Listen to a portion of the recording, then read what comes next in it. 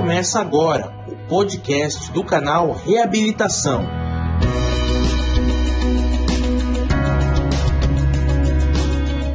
Olá, bem-vindo ao podcast do canal Reabilitação. Se você é novo por aqui, te convidamos a acessar os episódios anteriores, onde já repercutimos sobre diversos contextos das terapias de reabilitação para pacientes com disfunções ou doenças neurológicas.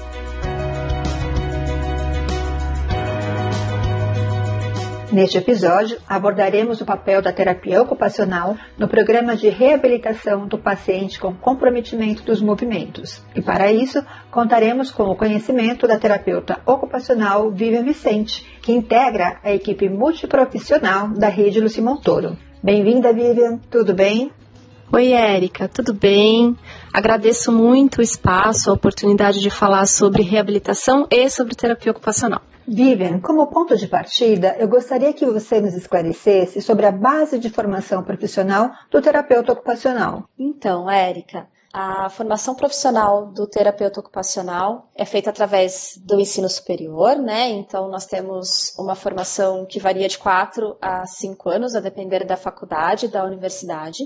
Nós temos uma grade curricular básica que é de área biológica e humanas, então anatomia, fisiologia, cinesiologia, psicologia, psicomotricidade, sociologia, são os primeiros semestres da nossa formação. E depois a gente entra nas disciplinas mais específicas. A gente chama algumas dessas disciplinas específicas, para te dar um exemplo, de RTs, que são as disciplinas onde a gente vai entender e aprender o que são os recursos terapêuticos da terapia ocupacional. E aí a gente entende de que formas que a gente pode atuar com os indivíduos, com os nossos futuros pacientes, quais são as possíveis abordagens que a gente pode ter com eles, e é uma formação bastante específica da terapia ocupacional. É, na verdade, aquilo que nos diferencia dos outros profissionais que atuam muitas vezes com esse mesmo paciente. Então, a gente tem toda uma formação desses recursos terapêuticos e a gente tem os estágios. Nos estágios a gente vai para a prática, então a gente começa a associar todo esse conhecimento teórico com a prática. Os estágios, estou falando mais especificamente dessa área que é a minha atuação e a área que a gente vai falar hoje, da reabilitação, né? A gente tem os estágios voltados a essa área da reabilitação, a parte mais física, e a gente tem os estágios das outras possíveis áreas da TO, né? A TO pode atuar no campo da saúde mental, da educação, no campo social, então a gente passa por todos esses estágios. Depois dessa primeira etapa de formação, é quase que obrigatório a gente procurar as formações específicas. Nós temos uma série de cursos que a gente pode fazer depois de formados, que são cursos que vão agregar conhecimentos com relação a esses recursos terapêuticos, que vão agregar conhecimento com relação a alguns conceitos que a gente vai utilizar na nossa atuação. E a gente tem as especializações, residências, aprimoramentos que muitos de nós fazemos. Na área da reabilitação, mais especificamente, a gente tem uma série de cursos e de especializações, aprimoramentos que são oferecidos pelas instituições, faculdades, universidades, e é onde a gente aprimora o nosso conhecimento dentro daquela área para que a gente possa ter uma atuação realmente efetiva e de qualidade com o paciente. E conta pra gente como é que a especialidade surgiu dentro dos programas de reabilitação. Para falar do surgimento da especialidade dentro dos programas de reabilitação, eu acho que a gente pode voltar na própria história da TO. Então, quando a gente pensa na história em termos de mundo, não só de Brasil, a gente vai voltar lá atrás, na época das guerras mundiais, da Primeira e da Segunda Guerra Mundial. A gente já teve, naquele momento, profissionais, agentes de saúde que atuavam no sentido de avaliar e atuar com dispositivos, técnicas e métodos para analisar os movimentos que estavam associados àquilo que, na época, né, era chamado das incapacidades que essas pessoas acabavam adquirindo durante uma guerra. Eram amputações, lesões de diversos tipos. Então, naquele momento, a gente já teve uma atuação desse profissional que tinha como objetivo fazer essa análise de como que esses indivíduos, com aquela dificuldade de movimentação, conseguiam executar as suas atividades do dia a dia e já atuava nesse sentido, né, de cooperar com a reabilitação deles. Já era o objetivo de ter a ocupação como um promotor de saúde. E aí eu acho que vale fazer um parênteses, que o termo ocupação, ele é um termo que muitas vezes é usado de uma forma inadequada, né? E associado a uma coisa um tanto vazia. A gente fala, precisa ocupar o tempo, né? Como se fosse fazer qualquer coisa para preencher aquele vazio. E a ocupação como um promotor de saúde, a ocupação como aquilo que é primordial na nossa profissão, na terapia ocupacional, ela não é simplesmente preencher um vazio. É uma atividade, é uma abordagem, é uma proposta muito bem analisada e pensada que a gente faz para aquele indivíduo, para que a gente efetivamente faça uma diferença no seu processo de reabilitação e na promoção da sua saúde, né? Então, só fazendo esse parênteses com relação ao termo ocupação. Mas então lá atrás a gente já teve essa atuação dos profissionais, dos agentes de saúde com esse olhar do que essas pessoas tinham de dificuldade pós-guerra. E naquela mesma época, em paralelo no Brasil, a preocupação que se tinha era com relação às consequências dos acidentes de trânsito, das doenças ocupacionais, né, que estava já mais surgindo esse olhar. Tinha também uma atuação nesse sentido de utilizar a ocupação como um promotor de saúde para esses indivíduos. Em 1951, a ONU enviou alguns emissários para a América Latina com o objetivo de criar centros de reabilitação, onde efetivamente pudesse ter uma coordenação desse trabalho de reabilitação para esses indivíduos dentro dessas preocupações que aconteciam aqui no país, né? De lidar com esses indivíduos pós um acidente de trânsito, uma doença ocupacional, algumas doenças da época, por exemplo, a tuberculose. E na época, o Hospital das Clínicas foi um dos locais escolhidos para ter alocado um centro de reabilitação, até porque no Hospital das Clínicas já se usava a laborterapia desde a década de 40. E a laborterapia era nesse sentido exatamente de utilizar a ocupação como uma abordagem terapêutica. No momento onde a gente estabelece um centro de reabilitação dentro de um grande hospital, na época, a gente já insere a terapia ocupacional como importante dentro de um programa de reabilitação. Já insere como uma das especialidades de um centro de reabilitação. Nessa mesma época, a gente já inicia as formações, efetivamente, de profissionais terapeutas ocupacionais, né? E aí a profissão foi tomando um formato e um caminho e nunca mais saiu desse contexto de ser uma das especialidades dentro dos programas de reabilitação, né? De lá para cá só veio crescendo. Então, a gente vê em diversos programas, centros, instituições, o terapeuta ocupacional atuando. E Vivian, quais são as frentes de atuação da terapia ocupacional em pacientes neurológicos com distúrbios do movimento? Eu vou dividir em algumas frentes, em algumas partes, para que a gente possa destrinchar um pouco cada uma delas. Eu vou começar falando dos componentes de desempenho. Então, o terapeuta ocupacional, ele vai avaliar, identificar com o paciente quais são os componentes de desempenho que ele tem alterados, ou seja, que dificuldades ele tem com relação à amplitude de movimento, à força muscular, coordenação dos movimentos, destreza, se ele apresenta algum tremor, se ele apresenta alguma incoordenação, como é essa incoordenação, se essa diminuição de força, por exemplo, muscular, tem alguma repercussão e impacto na hora que ele vai fazer as atividades do dia a dia. O terapeuta vai destrinchar esses componentes de desempenho e essa vai ser uma das frentes de atuação dele. Trabalhar cada um desses aspectos para que ele possa evoluir, ganhar mais condições e aí, consequentemente, ter um melhor desempenho também nas suas atividades. Se eu tenho uma alteração de amplitude de movimento, eu não consigo fazer um movimento completo de ombro, provavelmente eu vou ter um impacto na minha atividade. Então, se eu melhoro essa amplitude de movimento, consequentemente, eu vou ter um desempenho melhor naquela atividade. Partindo desse princípio, os componentes de desempenho, que é uma das maneiras que a gente se refere, né, a essas questões mais motoras propriamente ditas, é uma das frentes de atuação. A outra frente é especificamente com as atividades que fazem parte do dia a dia do indivíduo. Usamos alguns conceitos como atividade de vida diária, atividade básica de vida diária, atividade instrumental de vida diária, atividade prática. Então, há alguns termos que percorrem e aí pode ter alguma diferença entre a formação de um terapeuta ocupacional e outro, até de épocas. Então, terapeutas mais antigos se referem com um termo, terapeutas mais novos se referem com outro termo. Mas essa é uma das frentes de atuação e talvez essa seja a frente de atuação que demonstra mais claramente o nosso trabalho. nós avaliamos a forma como o paciente está realizando essas atividades atualmente, então pós-lesão, como ele consegue se alimentar, tomar o banho, se vestir, fazer suas atividades de lazer, trabalhar, e vamos atuar diretamente tentando facilitar ou tentando melhorar a forma como ele desempenha essa atividade. Associado a isso, a gente entra com uma terceira frente de atuação, que são os auxílios técnicos. Então,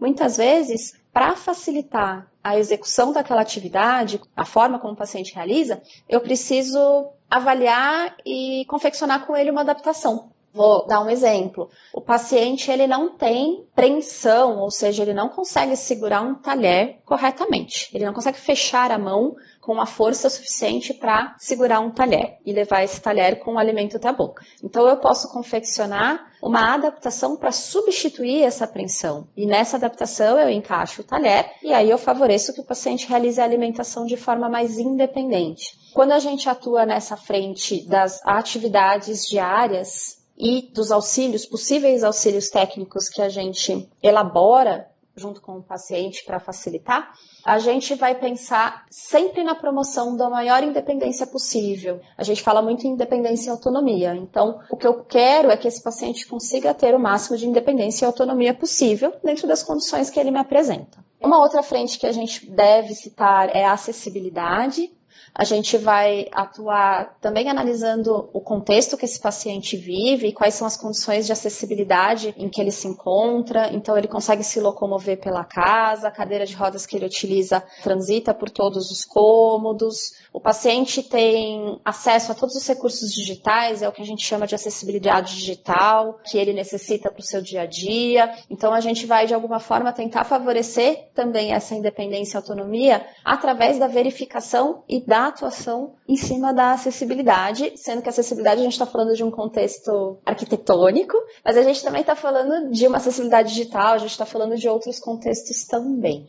Eu citei aqui brevemente, quando eu falo de acessibilidade, eu falei da cadeira de rodas, então isso também é uma das frentes de atuação que a gente faz. Verificar cadeira de rodas, cadeira de banho, órteses de membros superiores, então são aqueles dispositivos que a gente muitas vezes indica e aplica no paciente, confecciona com o paciente para que ele tenha uma prevenção de deformidade, para que ele tenha um alinhamento, por exemplo, de punho de dedos. A gente faz também toda a verificação dessa parte de equipamentos que o paciente possa vir a necessitar. No contexto de equipe, né, a gente sempre atua muito em equipe, a gente vai fazer as educações em saúde, promover todas as informações que o paciente necessita para ter a educação em saúde de uma forma geral, um contexto de vida mais saudável, um contexto de vida mais alinhado com aquilo que é mais saudável para ele naquele momento e que pode favorecer para que ele tenha melhores condições de saúde e mantenha essa independência e essa autonomia.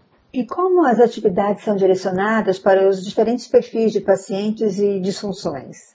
Esse direcionamento, Érica, das atividades, né? Então, eu falei bastante anteriormente sobre atividades e, de fato, esse é o nosso foco principal de atuação. Até quando eu falo de ocupação, né? Numa das respostas anteriores eu falei da ocupação. Então, ocupação, as atividades, né? Esse foco que a gente tem. Para a gente trabalhar de uma forma mais específica e mais assertiva com os diferentes perfis de pacientes e as disfunções, enfim, que ele apresenta, a gente tem que ter uma boa avaliação. Essa é a base do nosso trabalho. Porque o paciente ele pode ter, são dois pacientes com a mesma lesão. Ele vem para mim com um diagnóstico da mesma lesão. Então, ele tem uma lesão medular de um nível igual, se é completo, se é incompleto. Então, eu recebo essa descrição dele, em termos diagnósticos, mas a forma como esse indivíduo se apresenta, em termos de habilidades e dificuldades, com certeza não vai ser igual à forma como o outro indivíduo se apresenta. E só o fato de eu estar trabalhando com um indivíduo, eu tenho todo um contexto de vida, toda uma história anterior, interesses, uma realidade no qual ele está inserido, que é muito individual. Como a própria palavra fala, a gente está falando de indivíduo, a gente está falando de individualidade. Então, eu preciso analisar para aquele paciente o contexto, os interesses, o que é possível naquele momento, a rede de apoio que ele tem, para que eu possa efetivamente selecionar as minhas abordagens e a atuação que eu vou ter com ele, né? E tudo isso a gente faz na avaliação, com um bom processo de avaliação. É muito importante mesmo essa customização, né? Agora, partindo para a próxima questão, A terapia ocupacional, ela apresenta melhores resultados se ela for integrada a outras terapias? Sem dúvida. Eu acho que esse é o princípio que a gente não pode, não deve abrir mão nunca. Eu acho que é uma das coisas essenciais que os recém-formados, né, as pessoas que estão também escolhendo trabalhar na terapia ocupacional, ou mesmo dentro da área da saúde como um todo, o que a gente não pode deixar de ter em mente é o quanto trabalhar com outras terapias integradas, com outros profissionais associados ao nosso trabalho, é o grande diferencial. Eu trabalho num centro de reabilitação. Como centro de reabilitação, a gente trabalha com diversos serviços parceiros, então a gente tem uma equipe muito completa aqui, onde a gente consegue fazer esse trabalho de forma bastante integrada. Agora, até por trabalhar nesse centro de reabilitação e ver o quanto é efetivo essa atuação integrada com os pacientes, é que fica muito difícil a gente imaginar uma atuação de tanta qualidade quando a gente trabalha mais sozinho. Eu, como terapeuta ocupacional, eu tenho um escopo de trabalho que é essencial, que é muito importante, mas não é ele sozinho que vai efetivamente favorecer esse paciente a ter essa independência e autonomia. Com certeza, que eu tanto falei anteriormente nas respostas, né? Esse é o meu objetivo. Então, o objetivo da TO é maior independência e autonomia. Eu vou fazer um excelente trabalho como terapeuta ocupacional, mas se eu não tiver a fisioterapia, a psicologia, o serviço social, o serviço médico, né? Se eu não tiver outros profissionais atuando junto comigo, talvez eu até atinja um resultado bom, mas eu poderia atingir um resultado melhor, ou muitas vezes eu não consigo atingir o meu resultado. Independente da atuação que cada um que está aqui ouvindo a gente, né, faça, porque nós temos profissionais que atuam em centros de reabilitação, nós temos profissionais que atuam de forma mais autônoma, né, que fazem atendimentos domiciliares, temos profissionais que atuam em clínicas. Independente de onde atuamos, a busca por um trabalho integrado com os profissionais que também estão trabalhando com aquele indivíduo é essencial para que a gente possa ter um desenvolvimento e um resultado muito melhor. Um ponto de diferencial que é muito interessante, quando possível a gente fazer, é fazer efetivamente atendimentos em conjunto, inclusive. Então, não só todos os profissionais estarem integrados e falarem a mesma língua e terem objetivos em comum. Muitas vezes fazer um atendimento integrado, fazer um atendimento junto com o paciente, a TO e a físio, a TO e a psicologia, para que a gente possa ali naquele momento fazer as duas abordagens de forma simultânea e ter um resultado melhor, né? Essas experiências são experiências que a gente já teve a oportunidade de fazer aqui na rede, né? E que, de fato, fazem uma diferença bem importante no meu resultado. O fator tempo também é bem importante, né, Vivian? Tanto no que tange ao diagnóstico precoce, como o tratamento precoce, né? Quanto antes a gente começar com a TO, melhores serão os resultados, não é isso?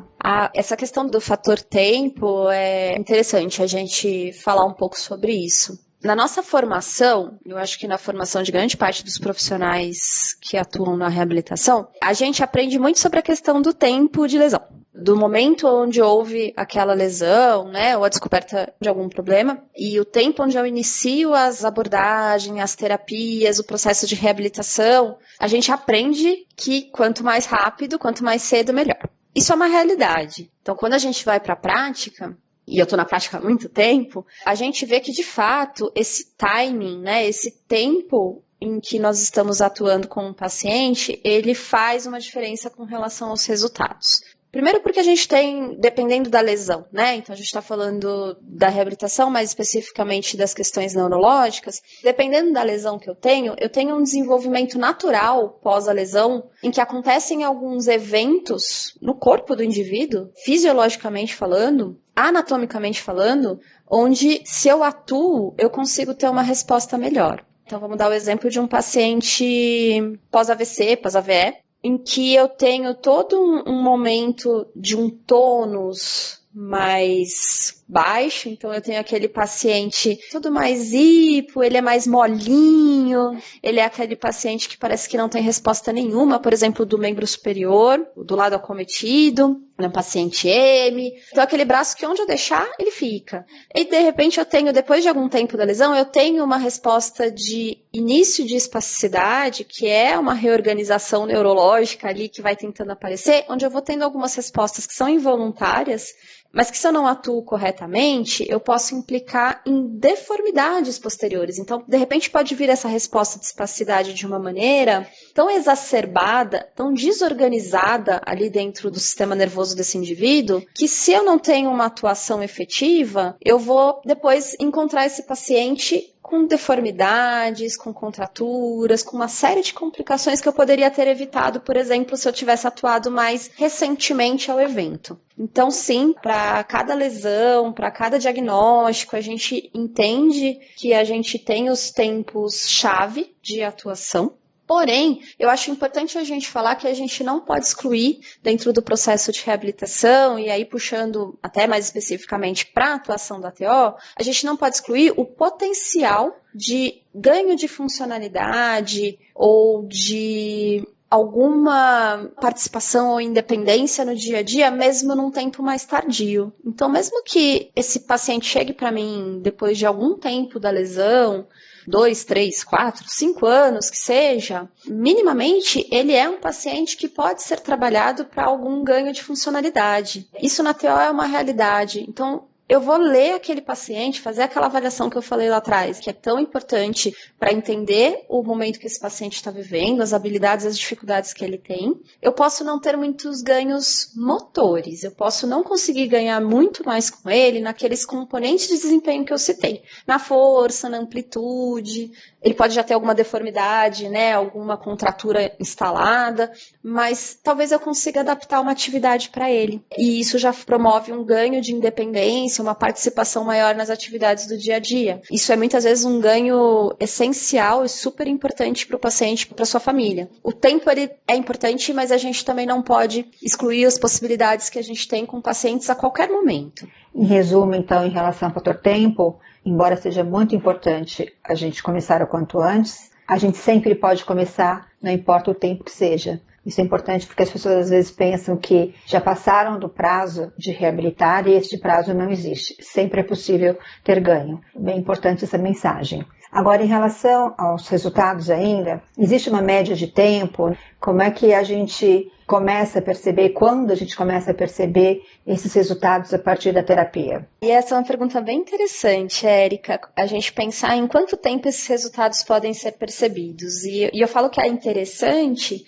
porque isso é uma demanda, uma pergunta, uma expectativa que os pacientes e seus familiares trazem para a gente. As perdas são muito rápidas, então quando a gente fala de uma lesão neurológica, a gente muitas vezes está falando de perdas muito rápidas. Então, se eu, por exemplo, estou falando de um AVE, é uma perda abrupta, né? Onde eu tenho aquele evento, sou hospitalizado e quando eu saio desse hospital eu tenho sequelas, né? Eu tenho dificuldades motoras ali que de repente surgiram. Se eu estou falando de um lesado medular traumático, por exemplo, por um acidente, por uma lesão por arma de fogo, por exemplo, também. De repente eu retorno para minha casa não conseguindo fazer uma série de coisas que eu fazia sem nem perceber, de forma muito automática. Então os pacientes quando chegam, eles chegam pra gente muito ansiosos pela questão do tempo para ver os resultados. E muitas vezes querendo um resultado mais rápido do que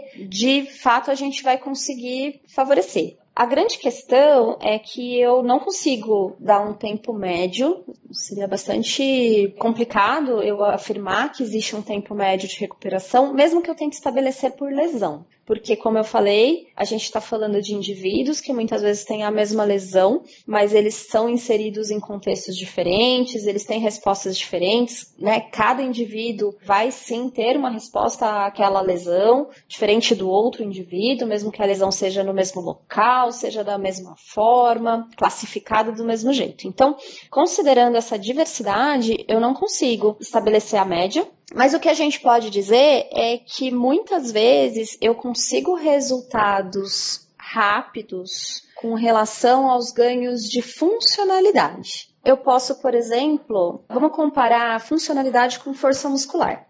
O indivíduo ele tem um déficit de força muscular, então ele não tem tanta força quanto ele tinha anteriormente à lesão, e isso tem um impacto na forma como ele realiza uma atividade do dia a dia. Ele não consegue realizar aquela atividade da mesma maneira. Por exemplo, o paciente ele tem movimento de membros superiores, ele tem movimento de punho e dedos, mas na hora que ele vai teclar para usar um computador, vamos supor que esse é o contexto de trabalho dele, ele não tem força suficiente para fazer esse movimento acontecer. Ele não consegue dissociar esses dedos de uma forma satisfatória e apertar as teclas para poder ter o resultado. É um paciente que eu não vou conseguir ganhar força em 1, 2, 3, 4 semanas. Porque força muscular é algo que a gente tem ganhos a médio e longo prazo. Mas eu posso ter um resultado satisfatório, pelo menos inicialmente com esse paciente, eu posso ter um resultado de maior independência e autonomia se eu adaptar a atividade para ele.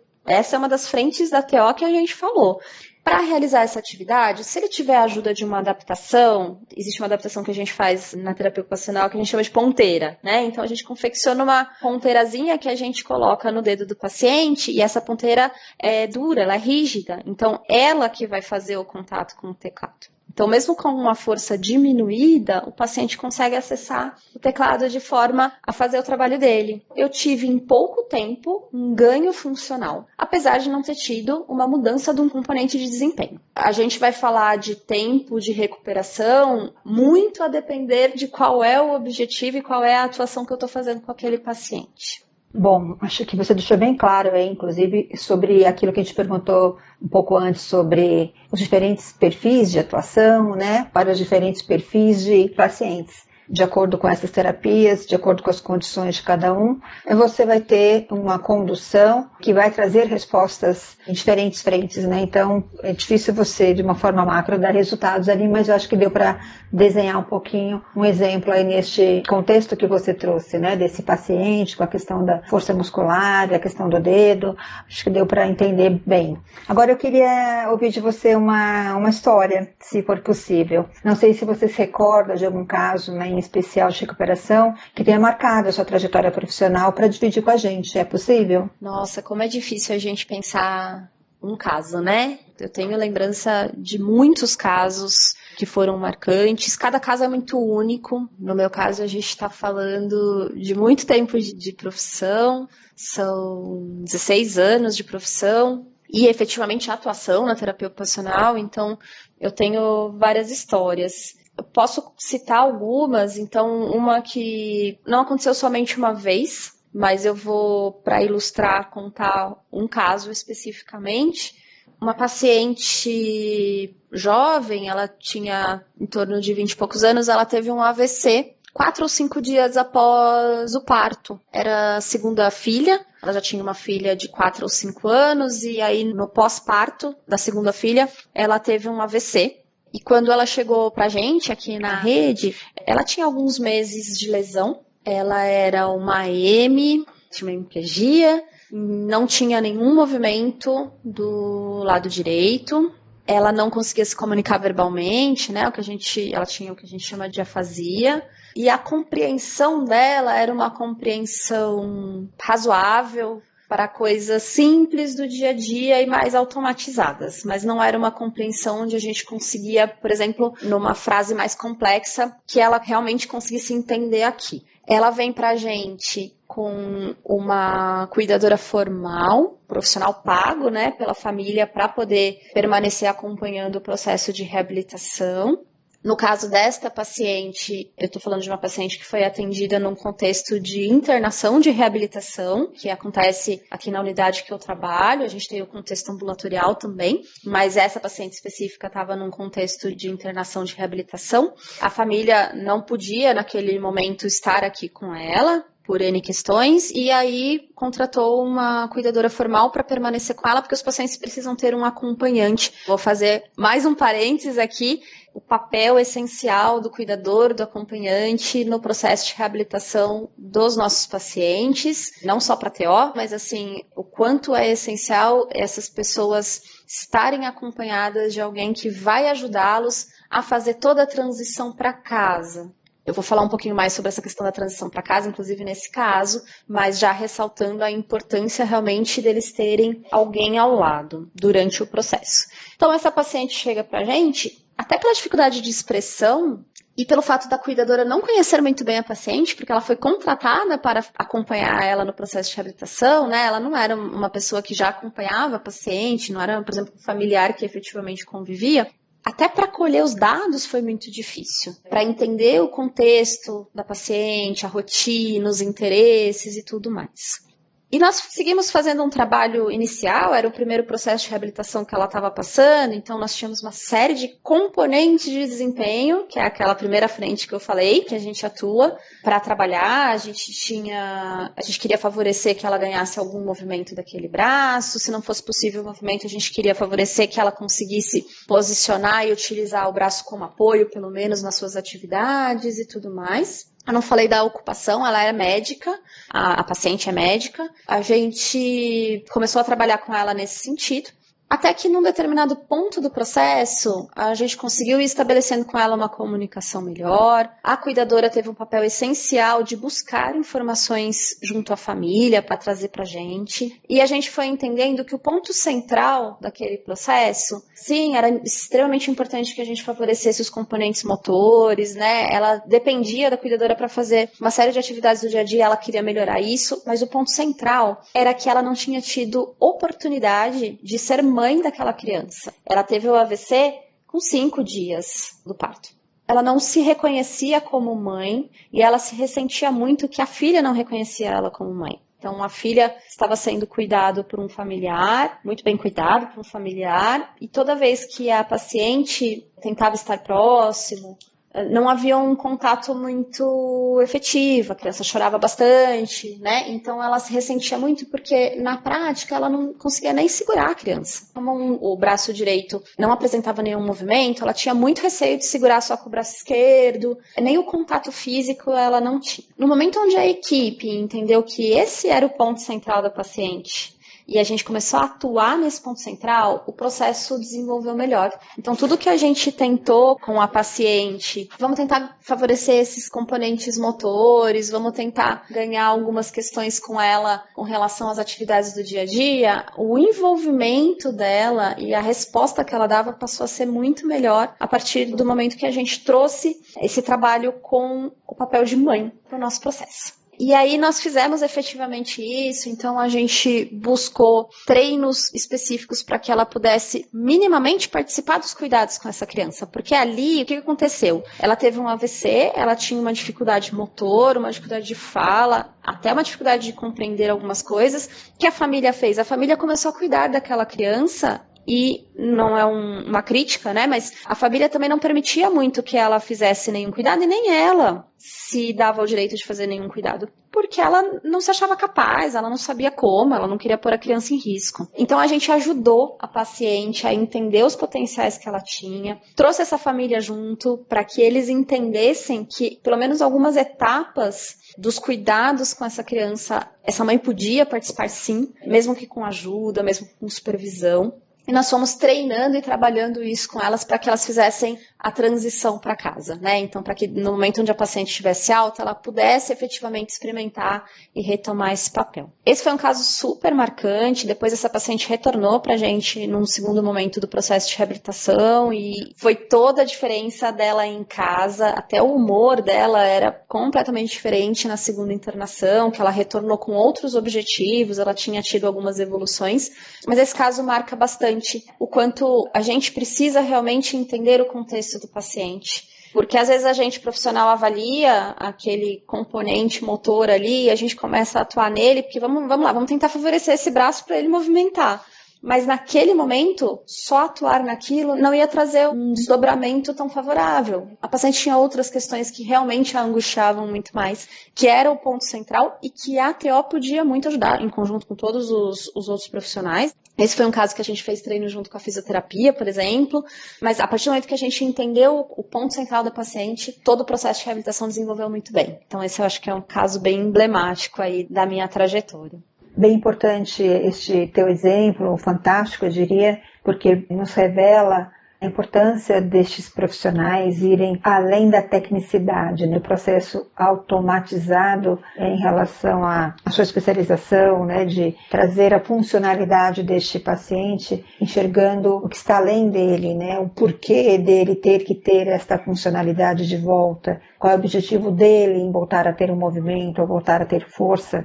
E acredito que você, identificando isso claramente, você consegue fazer com que ele se motive mais para chegar naquele objetivo, que no caso da mãe era ter uma proximidade mais efetiva, mais clara, mais um contato físico mesmo, funcional no sentido da afetividade com essa criança. Ela dependia dessa força física, dessa habilidade, dessa coordenação, para ela estar mais próxima da filha dela. Tinha um objetivo muito claro ali para que vocês pudessem atuar, e eu acho que faz toda a diferença no processo dela aceitar e aderir ao tratamento, como vocês conduzirem ela a esse objetivo. Bem legal.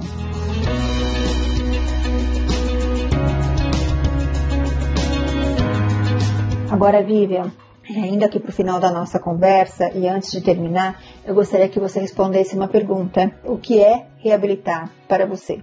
Uau, o que é reabilitar para mim? Acho que depois de tanto tempo de atuação, eu entendo hoje a reabilitação, eu entendo reabilitar como ressignificar. Então, quando a gente lida com as questões decorrentes de lesões motoras, quando a gente trabalha nessa área da reabilitação mais especificamente, a gente lida muito com perdas. E fato é que muitas dessas perdas motoras, de função desses indivíduos, a gente não consegue efetivamente ver uma melhora. Então, alguns dos nossos pacientes não vão conseguir andar, alguns dos nossos pacientes não vão conseguir ter um movimento e uma função tão boa de membros superiores. Alguns dos nossos pacientes vão precisar sim de auxílio para algumas atividades do dia a dia ou para alguma parte dessas atividades. Nós vamos trabalhar com eles, eles vão ter ganhos, eles vão ganhar uma qualidade de vida melhor, sem dúvida, após o trabalho da equipe de reabilitação, mas muitas vezes eu não vou ver ganhos totais. Quando a gente pensa, e quando eu penso no reabilitar como ressignificar, muitas vezes é esse trabalho que a gente vai fazer. É ajudar o paciente no momento dele, no momento que for possível, dentro do processo que muitas vezes não é curto, é um processo longo, mas ajudá-lo a ressignificar seu dia a dia, as suas atividades, os seus interesses, a sua rotina. Reorganizar isso de uma forma que é diferente sim do que ele fazia anteriormente, mas que tem muito sentido para ele, onde ele volte a ter prazer, onde ele volte a ter alegrias, momentos bons, onde ele volte a executar atividades que ele efetivamente gostava, e se ele não consegue voltar para aquela atividade, que ele descubra novas atividades que são do seu interesse, que também vão trazer esse prazer, né? Vão fazer aí parte do seu contexto. E aí eu fico pensando quantos pacientes a gente não viu fazer esse processo de ressignificar, então de sair de repente de um contexto que todos nós temos, né? Nós temos nossos papéis ali definidos, então eu sou profissional, eu sou esposa, eu sou mãe, eu sou filha, eu tenho meus pets, então eu tenho a minha vida ali definida e minhas atividades do dia a dia. E quando a gente passa por um processo que, como eu falei, muitas vezes é muito abrupto e traumático, né? Porque é muito rápido que acontecem essas perdas, eu não consigo mais executar aqueles papéis e aí eu preciso ressignificar isso. Eu acho que eu realmente definiria reabilitar como ressignificar. E é muito gratificante a gente poder fazer parte desse processo junto com a equipe multidisciplinar. Muito gratificante a gente ver as pessoas retomando as suas atividades e ressignificando a sua vida. Nossa, foi muito bom te ouvir. Muito obrigada por seu tempo, por seus esclarecimentos, né? Foram extremamente ricos. Você com certeza domina muito aquilo que você faz. O teu conhecimento mostrou aqui pra gente o quão competente você é nessa tua atividade e eu tenho só a agradecer, em nome inclusive de quem nos ouviu até aqui, por tudo que você trouxe de conhecimento, tá bom? Érica, imagina, eu que agradeço muito o espaço, a oportunidade de falar sobre a terapia ocupacional, a profissão que eu amo, e realmente poder ter esse espaço para falar sobre o trabalho e sobre a importância desse trabalho na reabilitação é bem especial para mim, tá? Então eu que agradeço. Eu agradeço também a todos aqueles que nos ouviram e que, se gostaram deste episódio, como a gente sempre coloca aqui ao final de cada episódio, por favor, nos ajude a compartilhar este conteúdo, a levá-lo para mais pessoas, porque são conteúdos onde a gente traz com todo carinho, com toda seriedade, profissionais que dedicam o seu tempo para entregar o seu conhecimento para a gente, e este conhecimento também nos ajuda muito no processo de reabilitação, porque conhecendo o que se passa conosco, conhecendo o que a gente pode extrair dos tratamentos, a gente consegue evoluir de forma muito melhor. Vamos todos ser gratos aqui a Vivian por ter nos dado o seu tempo, o seu conhecimento, e vamos compartilhar esse conteúdo dela com mais pessoas, para que mais pessoas aprendam com ela tudo o que ela nos ensinou. Tá bom? Sigam o canal Reabilitação no YouTube e nas redes sociais, Instagram e Facebook, com o nome Canal Reabilitação, e fique por dentro de tudo que a gente compartilha de conhecimento, assim como este conteúdo da Vivian, também de outros profissionais. Até o próximo episódio. Termina aqui o podcast do canal Reabilitação.